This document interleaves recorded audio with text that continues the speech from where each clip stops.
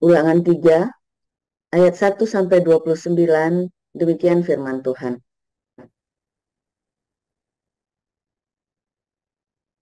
Kemudian beloklah kita dan maju ke arah Basan. Dan Og, Raja Basan, dengan seluruh tentaranya, maju mendatangi kita untuk berperang di Edrei. Tetapi Tuhan berfirman kepadaku, janganlah takut kepadanya, sebab aku menyerahkan dia ke dalam tanganmu beserta seluruh tentaranya dan negerinya, dan diperlakukanlah dia seperti yang kau lakukan terhadap Sihon, raja orang Amori, yang diam di Hesibon. Dan Tuhan Allah kita menyerahkan juga Og, Raja Basan, beserta seluruh tentaranya ke dalam tangan kita, dan kita mengalahkan dia, sehingga tidak seorang pun luput. Pada waktu itu, kita merebut segala kotanya. Tidak ada kota yang tidak kita rampas daripada mereka. 60 kota, seluruh wilayah Argob, kerajaan Og di Basan. Semuanya itu adalah kota berkubu, dengan tembok yang tinggi-tinggi, dengan pintu-pintu gerbang dan palang-palangnya. Lain daripada itu, sangat banyak kota yang tidak berkubu. Kita menumpas seluruh penduduknya, seperti yang kita lakukan terhadap Sihon, Raja Hesibon, dengan menumpas penduduk setiap kota, laki-laki, perempuan, dan anak-anak. Tetapi segala hewan dan jarahan dari kota-kota itu kita rampas bagi kita sendiri. Jadi, pada waktu itu, dari tangan kedua raja orang Amori itu, kita merampas negeri yang di seberang sungai Yordan, mulai dari sungai Arnon sampai gunung Hermon. Orang Sidon menyebut Hermon itu Sirion, dan orang Amori menyebutnya Senir. Segala kota di dataran tinggi, seluruh Gilead, dan seluruh Basan, sampai Silka dan Edrei, kota-kota kerajaan Og di Basan. Hanya Og, Raja Basan, yang tinggal hidup dari sisa-sisa orang Refaim. Sesungguhnya, ranjangnya adalah ranjang dari besi. Bukankah itu masih ada di kota Raba Bani Amon? 9 hasta panjangnya dan 4 hasta lebarnya, menurut hasta biasa.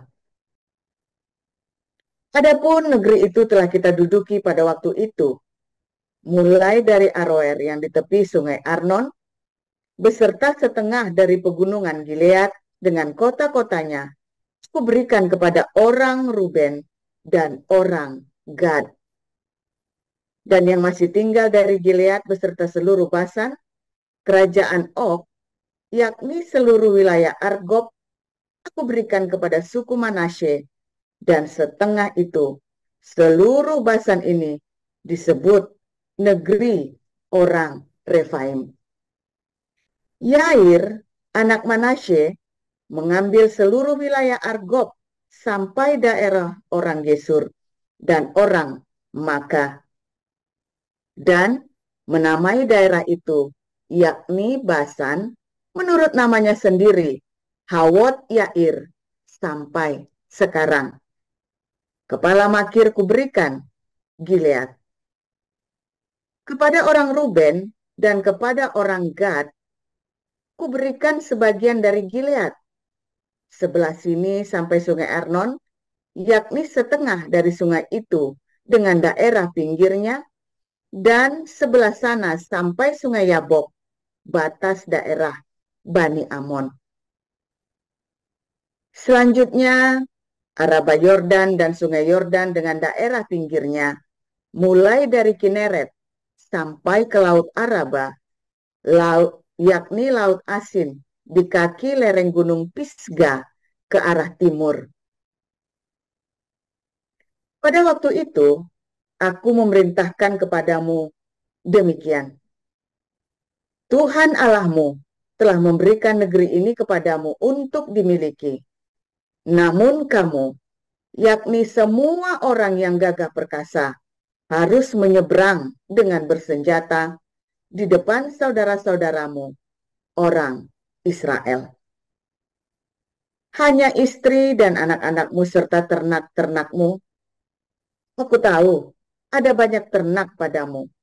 Boleh tinggal di kota-kota yang telah kuberikan kepadamu, sampai Tuhan mengaruniakan keamanan kepada saudara-saudaramu seperti kepadamu, dan mereka pun memiliki negeri yang diberikan Tuhan Allahmu kepada mereka di seberang sungai Yordan. Sesudah itu bolehlah kamu pulang, masing-masing ke tanah miliknya yang telah kuberikan kepadamu.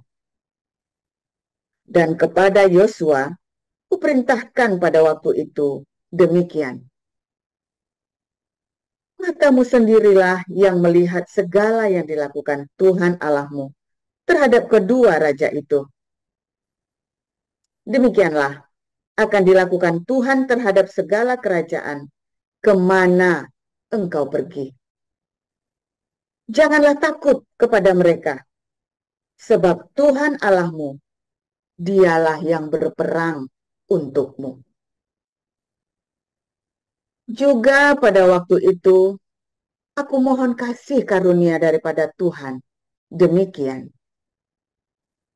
Ya Tuhan Allah, Engkau telah mulai memperlihatkan kepada hamba-Mu ini kebenaran-Mu dan tangan-Mu yang kuat. Sebab Allah manakah di langit dan di bumi yang dapat melakukan perbuatan perkasa seperti Engkau?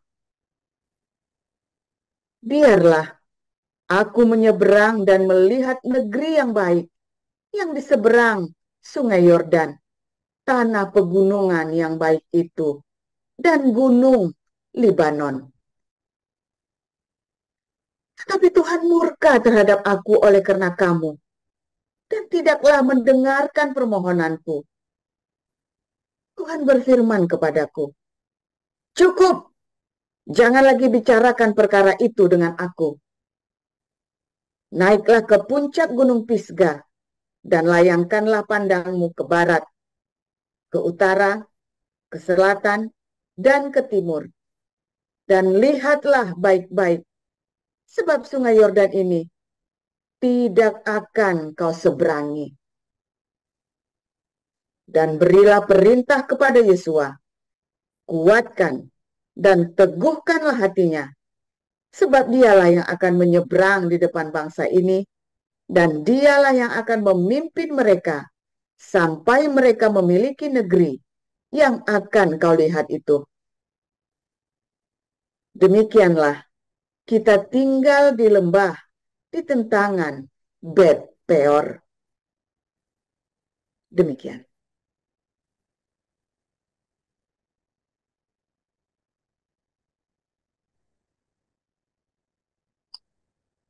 Satu Korintus 9 ayat 1 sampai 27.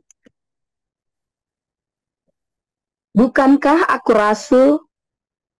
Bukankah aku orang bebas? Bukankah aku telah melihat Yesus Tuhan kita? Bukankah kamu adalah buah pekerjaanku dalam Tuhan? Sekalipun bagi orang lain, aku bukanlah rasul, tetapi bagi kamu, aku adalah rasul. Sebab hidupmu dalam Tuhan adalah materai dari kerasulanku. Inilah pembelaanku terhadap mereka yang mengeritik aku. Tidakkah kami mempunyai hak untuk makan dan minum? Tidakkah kami mempunyai hak untuk membawa seorang istri Kristen dalam perjalanan kami, seperti yang dilakukan rasul-rasul lain dan saudara-saudara Tuhan dan Kefas? Atau hanya aku dan Barnabas sajakah yang tidak mempunyai hak untuk dibebaskan dari pekerjaan tangan? Siapakah yang pernah turut dalam peperangan atas biayanya sendiri? Siapakah yang menanami kebun anggur dan tidak memakan buahnya? Atau siapakah yang menggembalakan kawanan domba dan yang tidak minum susu domba itu? Apa yang kukatakan ini bukanlah hanya pikiran manusia saja. Bukankah hukum Taurat juga berkata-kata demikian? Sebab dalam hukum Musa ada tertulis, janganlah engkau memberangus mulut lembu yang sedang mengirik. Lembukah yang Allah perhatikan? Atau kitakah yang ia maksudkan? Ya, untuk kitalah hal ini ditulis, yaitu pembajak harus membajak dalam pengharapan, dan pengirik harus mengirik dalam pengharapan untuk memperoleh bagiannya. Jadi, jika kami telah menaburkan benih rohani bagi kamu, berlebih-lebihkah kalau kami menuai hasil duniawi daripada kamu?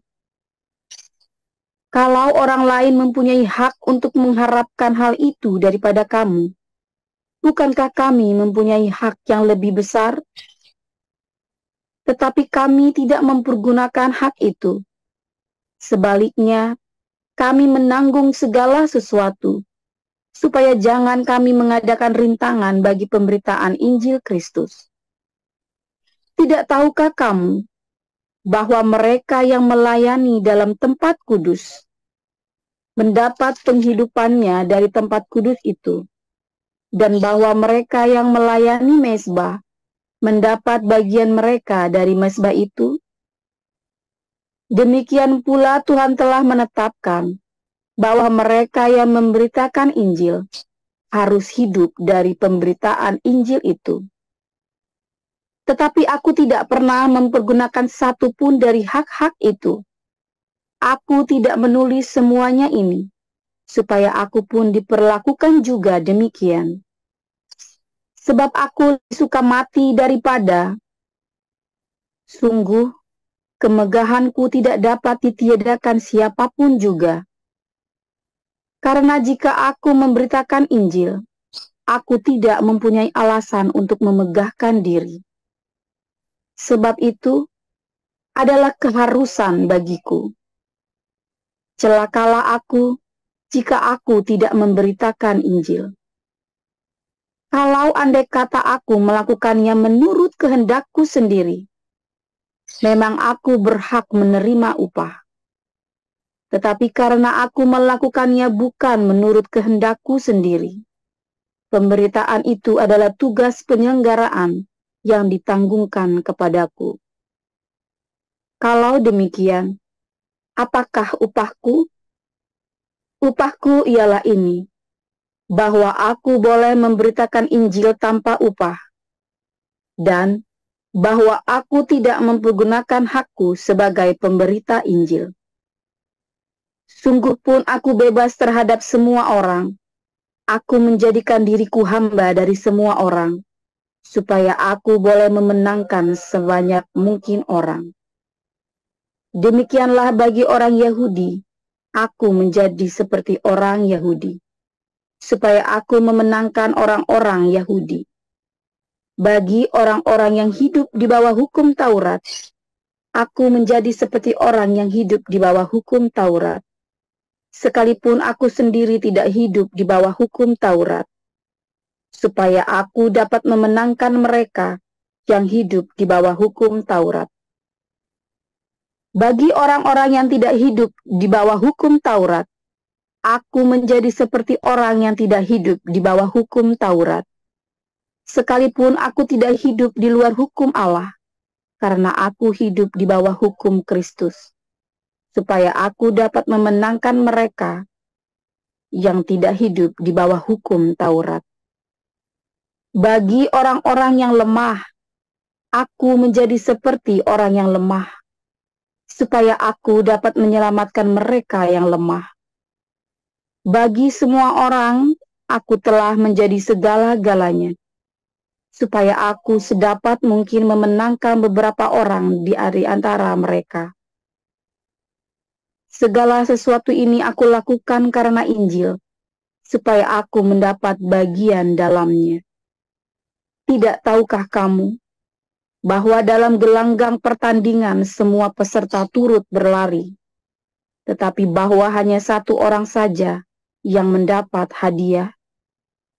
Karena itu, larilah begitu rupa, sehingga kamu memperolehnya. Tiap-tiap orang yang turut mengambil bagian dalam pertandingan menguasai dirinya dalam segala hal. Mereka berbuat demikian untuk memperoleh suatu mahkota yang fana, tetapi kita untuk memperoleh suatu mahkota yang abadi. Sebab itu, aku tidak berlari tanpa tujuan, dan aku bukan petinju yang sembarangan saja memukul, tetapi aku melatih tubuhku dan menguasai seluruhnya, supaya sesudah memberitakan Injil kepada orang lain, jangan aku sendiri ditolak.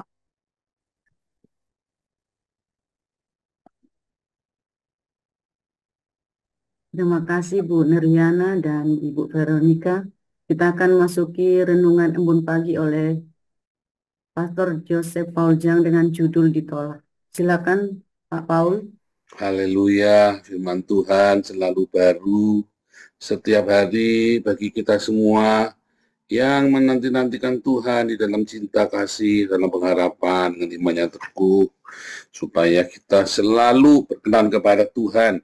Karena tanpa iman nggak mungkin orang berkenan kepada Tuhan. Tanpa pengharapanmu kepada Tuhan itu, ya hidup kita itu jadi ngambang ya, jadi nggak jelas arahnya, kan nggak ada harapan kepada Tuhan, harapan kita salah. Ya, saudara, setiap hari kita belajar firman Tuhan, belajar bagaimana rahasia kehidupan, supaya kita selalu berkemenangan, supaya kita selalu hidupnya selalu berkenan sama Tuhan ya, saudara. Tiap hari diajarin ya caranya bagaimana. Nah itu Anda lakukan apa enggak tuh saudara ya? Lakukan ya. Itu ada cara-cara tips-tips kehidupan ya yang sudah saya rumuskan dengan praktis sekali ya. Kalau bilang mudah ya bukannya mudah, tapi bukannya ruwet ya. Kalau nggak mudah itu tergantung hatimu ikhlas apa enggak waktu mau melakukannya. Kalau hatimu ikhlas sukacita, maka ya mudah ya. Yang begitu susah kan karena kitanya nggak sukacita. Kita masih kepengen kedagingan, masih kepengen yang nggak benar, tapi kita harus melakukan hal yang kudus. Nah itu bikin nggak enak tuh ya. Coba Anda lakukan ya setiap kali Anda mendengar ya hal-hal baru di dalam firman Tuhan, pasti Anda mendengar hal yang baru ya. Entah mengapa pasti Anda mendapat yang baru yang Anda nggak pernah belajar dulu ya, mau di gereja lain atau di mana, Anda cuma tahunya di sini dan Anda senang kan dapat pengetahuan itu. Lakukan, jangan nggak dilakukan dengan setia. Tiba-tiba Anda sudah sampai ke tanah Kanaan, tiba-tiba Anda sudah di tanah perjanjian ya. Nah saudara, waktu di padang gurun itu wah terjadi banyak hal yang konyol-konyol ya, karena ketidaktaatan, karena ketidakpercayaan, karena apa namanya nggak taat, nggak percaya, karena kita nggak tekun, nggak setia. Nah maka terjadi yang konyol-konyol. Salah satunya yaitu tadi ya, akhirnya orang Israel dan Musa juga ditolak, nggak boleh masuk ke tanah perjanjian. Kenapa? Karena berkali-kali melakukan kesalahan yang sama, yaitu mengeluh ya, sehingga dalam keluhanmu itu Anda meninggalkan percayamu kepada Tuhan. Ketika kita percaya lalu isinya mengeluh, namanya nggak percaya. Bangun tidur apa yang Anda ucapkan, aduh bangun lagi, aduh hari ini bosen, aduh. Anda tidak mengucapkan syukur tapi malah aduh ya, penuh dengan keluhan hidupmu tiap kali bangun itu ya. Siapa yang masih begitu bangun tidur itu Anda bangun tidur bukannya Anda mengucap syukur malah ngeluh. Mau makan bukannya mengucap syukur, habisnya terima kasih Tuhan, terus ya ayam lagi pengennya onta. nggak ada ucapan syukurnya itu loh Anda itu ya. Nah, itu karena apa? Ya karena hati kita jahat ya. Hati kita jahat, sehingga kita nggak mengucap syukur. Kita mengeluh, kita kepengen yang lebih baik. Bukannya mengucap syukur bahwa kita hari ini lebih baik daripada ya di waktu, di hari, atau di kejadian yang berbeda. Tapi tiap hari ada keberuntungan dari surga. Tiap hari ada ucapan syukur. Makan walaupun cuma sama tahu tempe, Anda mengucap syukur. Walaupun cuma sekedarnya makan, ucapan syukur keluar dari mulut kita, dari hati kita. Bangun tidur kita mengucap syukur. Itu tandanya kita percaya, tuh. Tandanya kita percaya. Sebab begitu Anda nggak mengucap syukur dalam keseharianmu, itu tanda kamu nggak percaya, saudara. Gampang sekali ya. Kalau Anda ngamatin orang ya, dia suka mengeluh, ini orang belum naruh iman percayanya pada Tuhan. Orang suka ngeluh gitu ya. Anda ngamatin ada yang suka ngeluh, suka ngomel-ngomel, ngedumel gitu ya. Dia iman percaya belum sama Tuhan. Kalau dia sudah sama Tuhan, maka akan ada ucapan syukur senantiasa dari hidupnya, saudara. Mengapa dia mengucap syukur? Ya karena dia lihat dengan iman percaya itu kebaikan Tuhan. Gampang banget. Ya kan, karena dia melihat. Dan orang-orang yang melakukan firman Tuhan, dia selalu melihat kebaikan Tuhan.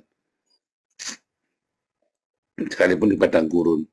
Makanya padang gurun itu, ketika kita tidak padang gurun itu memunculkan manusia, karakter kita. Di padang gurun itu Anda kan fakta aslimu keluar semua. Kamu sekarang ini kalau bukan di padang gurun, kamu bisa berpura-pura. Di padang gurun, kamu nggak bisa pura-pura loh, saudara. Nggak bisa pura-pura, watak asli kita keluar. Padang gurun itu membuat watak sifat dasar kita keluar, yang asli-asli, nggak bisa pura-pura. Nah, di dalam yang asli itu kita sadar, aduh, aku ini nggak benar hidupnya. Anda bertobat. Kalau Anda nggak benar, Anda bertobat. Kalau tahu di padang gurun itu disingkapkan sifat aslimu itu, bertobat, saudara. Makanya perlunya adanya pencatatan jurnal ya dalam di padang gurun itu. Ya, kalau Anda tidak terbiasa dengan mengintrospeksi diri, Anda perlu catatan. Ya. Perlu catatan. Cuma masalah yang dicatat itu jangan yang baik-baik. Tok. Yang dicatat itu semua yang baik-baik ya, untuk menunjukkan kamu orang baik. Yang tidak baik nggak pernah ditulis. Akhirnya kita jadi orang munafik. Ya kan? Anak-anak kita juga nggak belajar apa-apa karena tidak ada pencatatan. Saya waktu di padang gurun saya catat satu-satu. Terus ketika dalam banyak kesempatan saya ngomongin anak-anak saya ya, dulu kita ngalamin begini, ingat nggak? Tuhan baik, Tuhan tolong kita. Dulu kita ngalamin begini, harusnya kita sudah jadi gembel. Oh harusnya kita udah mati, oh harusnya kita udah lontang lantung. Tapi Tuhan tolong ya. Nah, terus kita ajarin kepada anak-anak itu, saudara. Pencatatan padang gurun sejarah dalam padang gurun itu kamu harus catat, kamu ingat-ingat. Karena berupa apa? Pola. Ada suatu pola selalu kan? Selalu ada pola. Catat. Nah, kita balik lagi. Jangan sampai hidupmu kamu ditolak gara-gara kamu mengeluh. Siapa di sini yang suka mengeluh tiap hari? Hati-hati, saudara. Jangan-jangan nanti kamu ditolak dari kerajaan surga. Karena hidup kamu penuh dengan keluhan, bukan ucapan syukur, walaupun kamu pendeta sekalipun. Karena dia tidak melihat yang baik dari surga, melihatnya yang baik, nggak baik terus. Ya, tapi saya tahu ya, seringkali ya kita akan dimanipulasi oleh orang lain ya, sehingga kita marah. Nah, makanya itulah hikmat, gunanya hikmat, bedanya cinta dengan hawa nafsu. Kalau kamu mengasihi tetapi dengan pamrih, dengan hawa nafsu, maka kamu akan dimanipulasi orang lain cintamu itu, belas kasihanmu itu. Makanya kita selalu patuhinlah standar operasional prosedur, supaya kita jangan di-abuse oleh orang-orang yang kurang ajar cintanya kita. Itu yang seringkali justru menjadi penyebab utama. Kayak Musa ini kan penyebab utamanya karena justru karena orang lain yang memberontak. Dianya kepancing ke bawah. Kasihan ya. Kita, Anda kalau lihat orang pemimpin begitu ya, kayak Paulus ya, aku melatih diriku sedemikian rupa supaya jangan aku memberitakan Injil, aku sendiri tolak. Artinya apa? Hati-hati saudara, jangan sampai kamu memberitakan Injil, jangan sampai kamu bicara Yesus, Yesus, Yesus, tapi hidupmu sendiri tidak mencerminkan Yesus. Karena ketika hidupmu sudah mencerminkan Yesus, ya, maka dengan sendirinya kamu akan menarik banyak orang, membawa banyak orang datang kepada Tuhan Yesus. Banyak jiwa-jiwa diselamatkan, banyak orang-orang diajarkan dengan benar melalui teladan hidupmu. Teladanilah aku seperti aku meneladani Kristus. Ya, begitu saudara. Anda harus bilang sama depan anakmu, ikutin papa mama nih, ikutin teladan papa mama. Belajar saudara. Lahir ya saudara ya. Ketika kita sudah ya, jangan gara-gara orang lain. Jangan sampai gara-gara orang lain Anda malah masuk ke dalam pencobaan yang tidak semestinya. Artinya apa saudara? Tiap hari ya, jangan menyalah-nyalahkan orang lain. Anda selalu ingat bahwa itu bukan salahnya orang lain, tapi kita sendiri yang bikin. Ya, setiap kali tidak baik dalam hidup itu bukan kesalahannya orang lain. Kelihatannya kesalahan orang lain itu, tapi itu sebuah konsekuensi. Apapun, ya. Kenapa? Karena mereka itu adalah cerminmu. Seperti apa mereka, itulah kamu. Makanya kalau orang-orang ya yang pemarah akan dikumpulin dengan orang-orang yang suka marah, orang-orang pengkhianat dikumpulin dengan orang-orang yang suka berkhianat, orang-orang yang suka nipu dikumpulin dengan orang yang suka nipu. Karena itu cerminnya kamu. Kamu nggak usah nyalain orang lain. Kamu nggak usah nyalain orang lain. Introspeksi saja sendiri. Sepele ya. Introspeksi sendiri, nggak usah nyalain orang lain. Tapi tidak ada yang lakukan. Bahwa ini salahnya itu, ini salah suamiku, ini salah istriku, ini salah orang tuaku, ini salah. Selalu kamu menyalahkan orang lain. Ya, gara-gara orang lain kamu tidak masuk tanah perjanjian. Tetapi kalau kita tidak menyalahkan orang lain, kita belajar. Ya, aku salah, aku minta ampun Tuhan. Kalau kita di dalam pengakuan itu ada, Tuhan akan rubahkan hidup karakter kita. Tapi kalau kamu sendiri nyalain orang lain, tapi kamu sendiri tidak belajar introspeksi, ya, tidak belajar untuk mengerti itu adalah konsekuensi dari hidup kita. Maka kamu akan mengulangi lagi, atau kamu tidak mengulangi tapi hatimu pahit. Itulah yang dimau sama iblis. Itu ya. Makanya ya, di padang gurun itu kamu catat semua perjalanan hidupmu. Amatin satu persatu. Nikmatin janji Tuhan, iman pengharapanmu kepada Tuhan. Jangan mengeluh, jangan salahkan orang lain. Fokus sama Tuhan, jalanin. Kamu tiba-tiba sudah sampai tanah Kanaan. Tiba-tiba kamu sudah di tanah perjanjian. Ingat-ingat, tiap pagi kamu bangun mengucap syukur. Tiap kali mau makan kamu mengucap syukur. Mengucap syukur, doa nggak panjang-panjang. Mengucap syukur itu kamu menghadirkan makanan, hatimu melimpah dengan ucapan syukur. Aduh, terima kasih Tuhan bisa makan. Sekalipun cuma makanannya nasi adem. Ya. Itu rahasianya. Tiba-tiba kamu sudah hidupmu dipenuhi sukacita dan sejahtera. Tiba-tiba kamu sudah nyampe dalam tanah perjanjianmu, saudara. Ya. Tempatnya susu dan madu. Tuhan Yesus memberkati.